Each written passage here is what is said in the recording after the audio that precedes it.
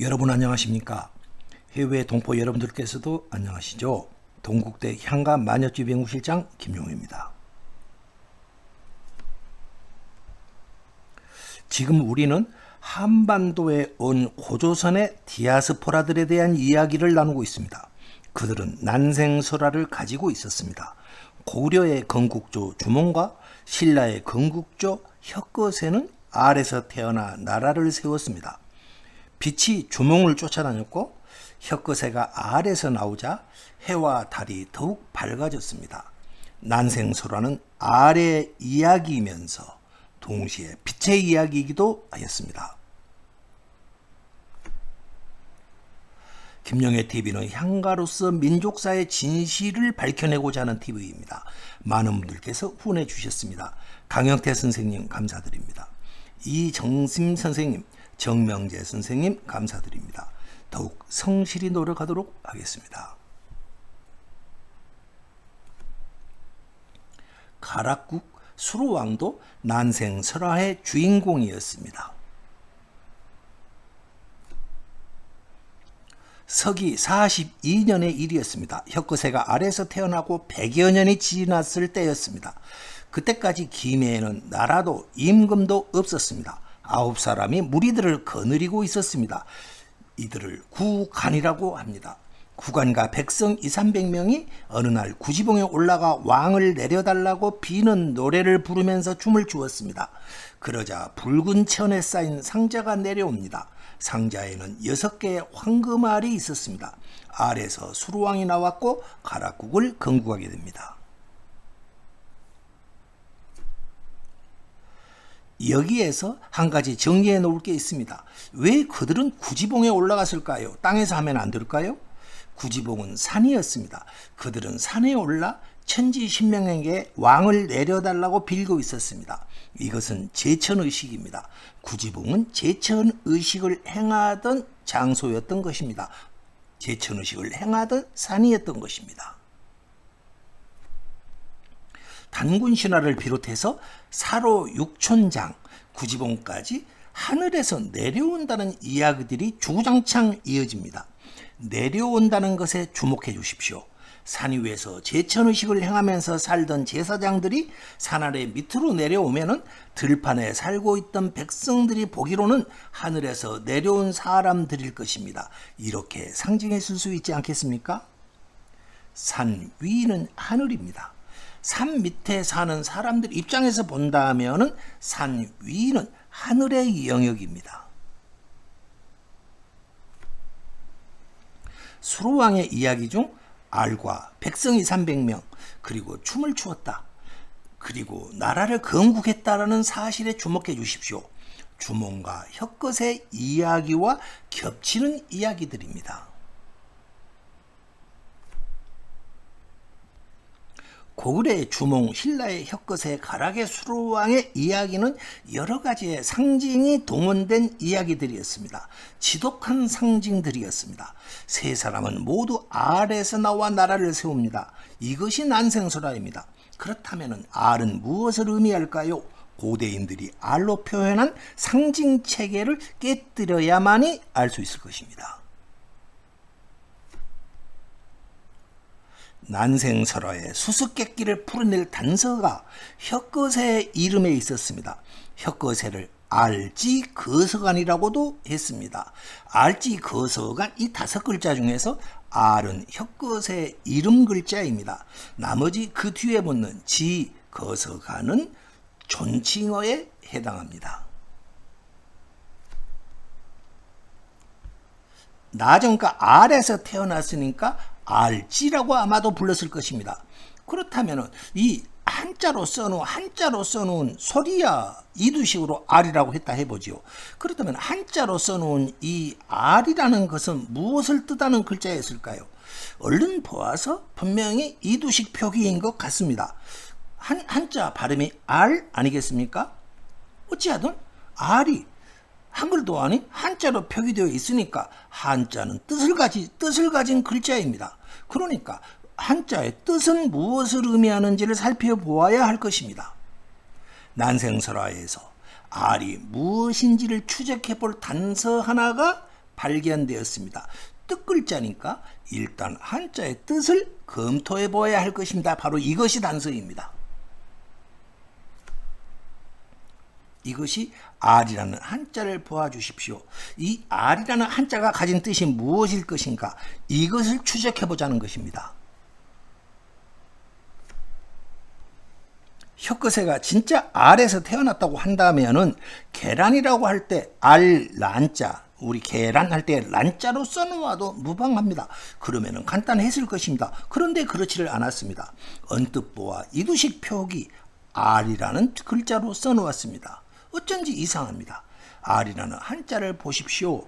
이 알이라는 한자를 보십시오. 되게 어려운 한자를 쓰고 있습니다. 분명히 이것은 의도적입니다. 이 소리는 꼭 이 글자를 써야만 할 이유가 있었기 때문에 이 한자를 써놓았을 것입니다.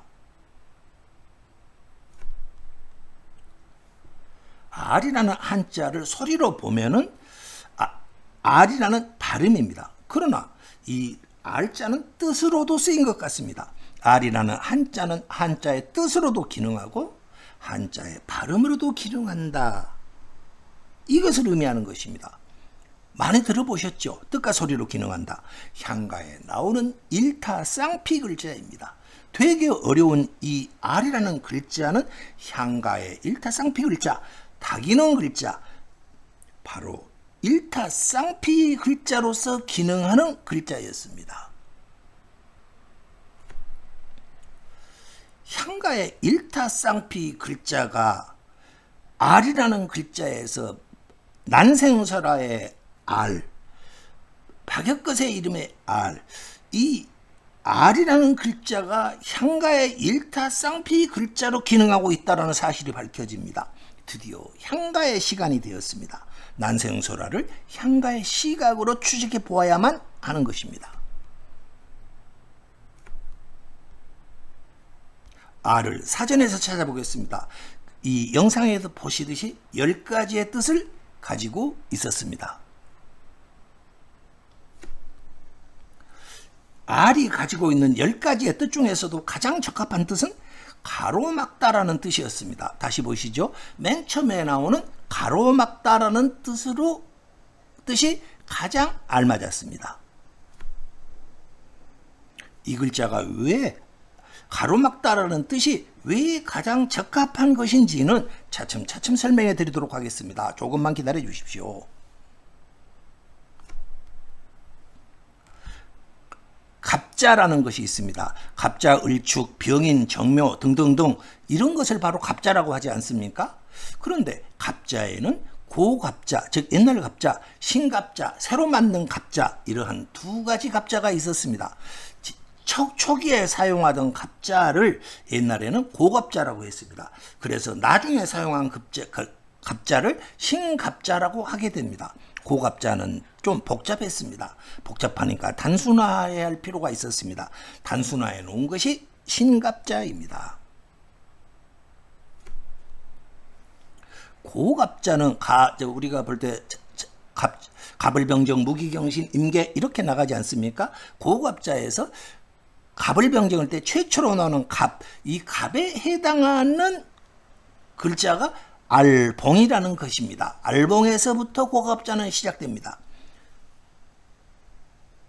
신갑자, 갑을병정, 무기경신, 임계에서 갑에 해당하는 글자가 고갑자에서는 바로 알봉 두 글자 됩니다. 두 글자니까 복잡하지요. 그러니까 한 글자로 줄여서 갑 이렇게 말한 겁니다. 복잡한 것을 단순하게 해서 갑이라고 했을 것입니다.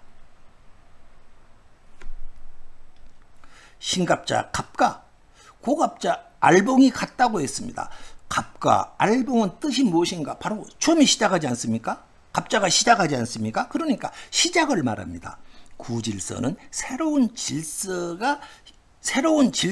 구질서를 깨고 새로운 질서가 형성되는 그런 뜻을 가지고 있습니다. 그러나 구질서는 새로운 질서가 형성되는 것을 막을 것입니다. 그렇기 때문에 새로운 질서는 구질서에서 구질서에서 새로운 질서가 나오기 위해서는 마치 알의 껍질을 깨듯이 구시대를 뚫고 나와야만 합니다. 이 영상을 보아주십시오. 해가 어둠을 뚫고 나오려고 합니다. 새로운 질서의 시작을 빛에다가 비유하자면은 빛이 태양이 어둠을 뚫고 나오는 것에 비유되겠습니다. 이것이 바로 갑에 해당되고 알봉에 해당되는 것입니다. 빛으로 말하자면은 여명의 빛, 깜깜한 빛에서 한 줄기 빛이 막 돋아나려는 그것이 바로 알봉. 흰갑자로 말하면은 고갑자로 말하면은 알봉이 되겠습니다. 생각해 보십시오. 주몽과 혀끝의 수루왕이 알 속에 있었습니다. 그 알 속에서 나오려면은 단단한 껍질을 깨야 합니다.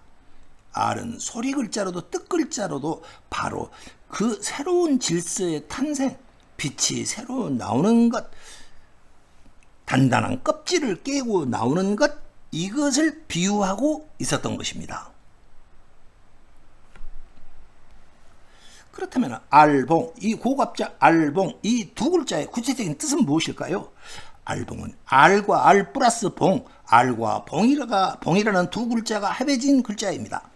알봉을 알려면 알이라는 뜻과 봉이라는 글자가 갖는 뜻을 알아야 할 것입니다. 갑자에서 알이라는 글자는 새로운 기운이 막힌 것을 뚫고 나오고 있다. 그걸 뜻합니다. 또 동시에 뚫고 나왔으나 아직 시원스럽게 통하지는 않았다. 또 바로 태어났기 때문에 아직은 미약하다. 영상의 햇빛을 보아주십시오. 어둠을 뚫고 나오지 않습니까? 막힌 것을 뚫고 나오고 있는 것입니다. 그러나 아직 하늘 높이 솟아오르지는 않았지 않습니까? 그러니까 아직 시원하게 통하지 않았다, 이걸 말합니다. 아직 햇살도 중천의 해보다는 훨씬 더 약하지 않습니까? 미약하다. 그래서 알이라는 것을 해가 떠오르는 것에 비유하자면은 아침에 막 떠오르는 한두 줄기 빛, 새살이 비치는 바로 그 장면에 비유할 수가 있겠습니다.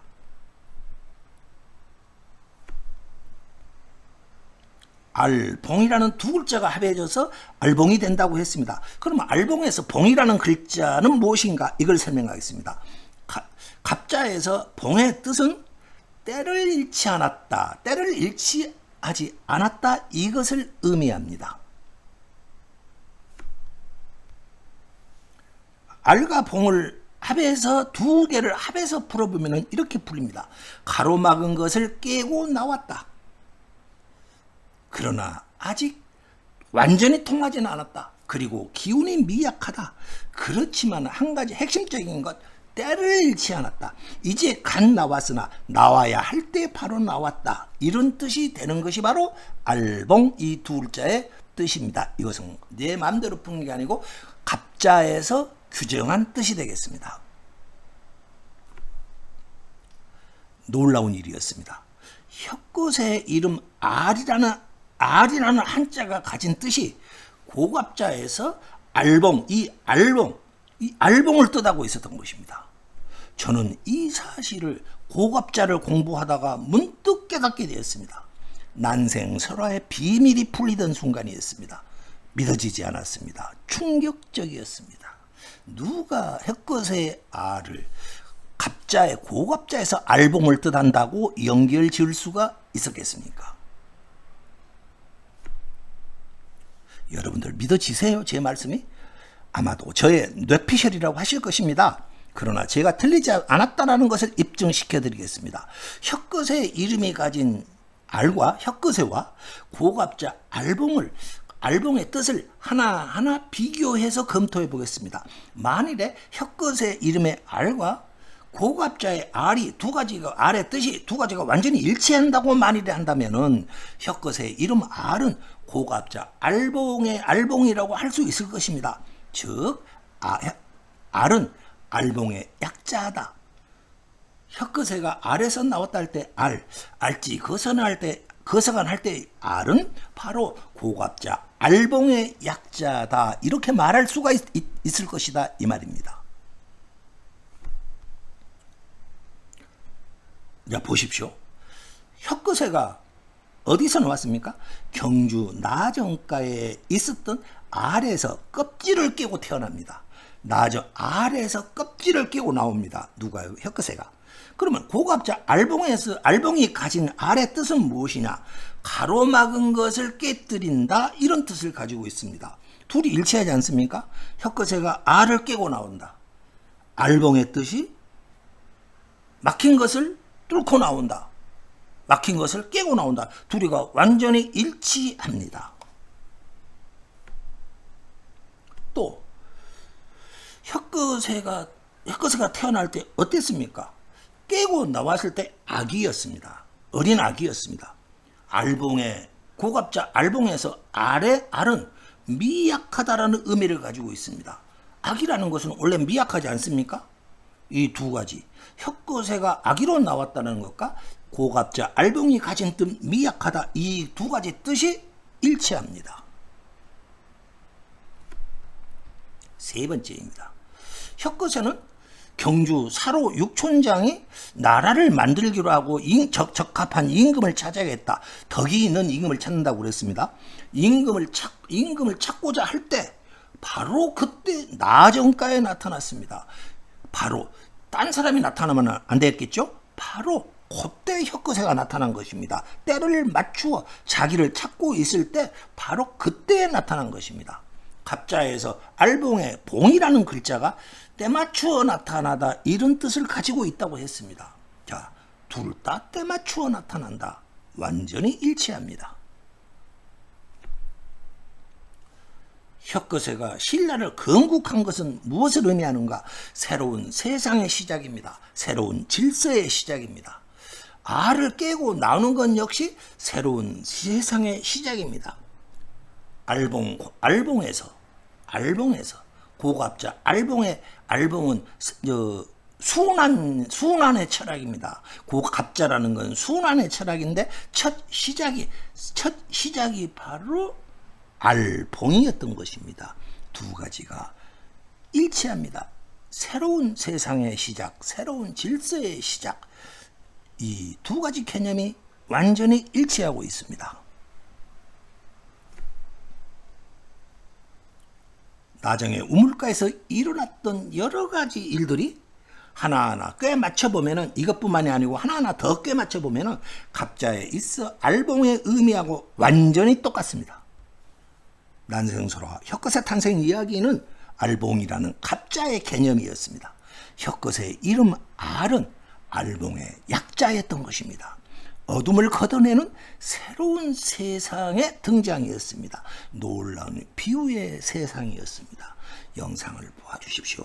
어둠을 뚫고 나타난다라는 것, 그것이 바로 알봉이었고 혁거세의 탄생이었고 혁거세의 이름 알이 가지고 있었고 난생설화의 알을 의미했던 것입니다. 이 영상에 떠오르는 해가 바로 그것이었습니다.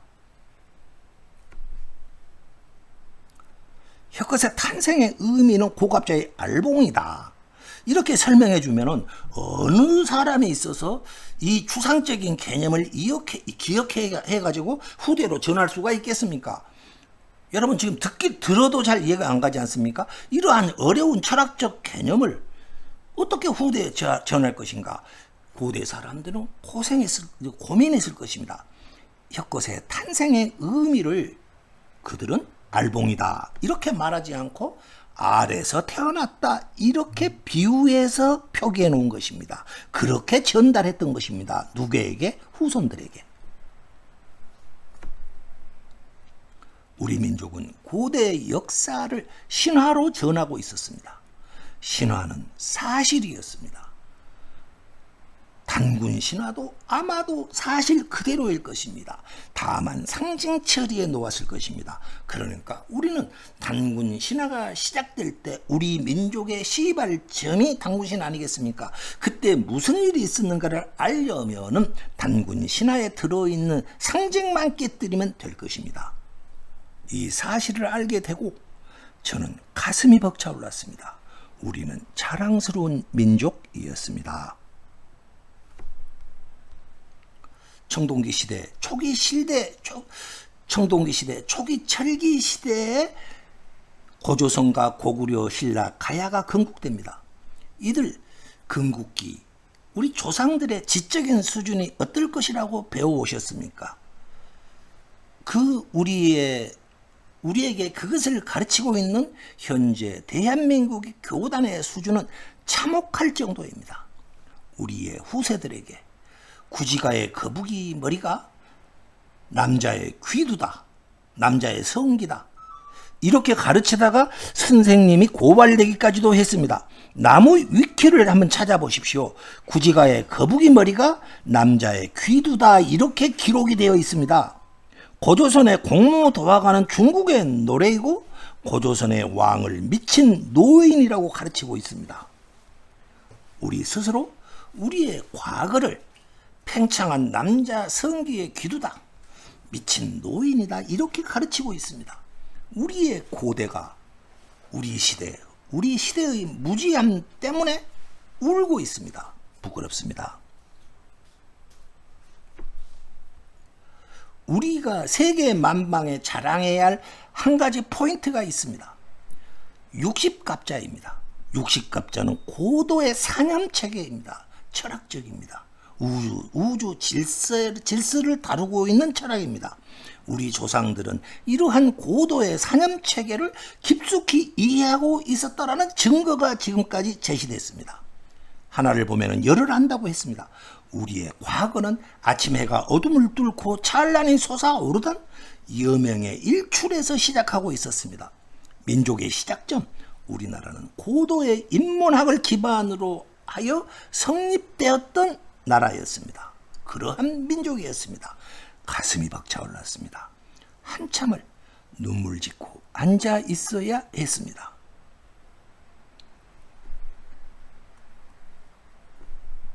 오늘은 여기까지입니다. 우리의 과거는 어둠을 뚫고 나오는 일출에서부터 시작하고 있었습니다. 구독과 좋아요, 공유 부탁드리겠습니다. 낯선 내용 들어주셔서 감사합니다.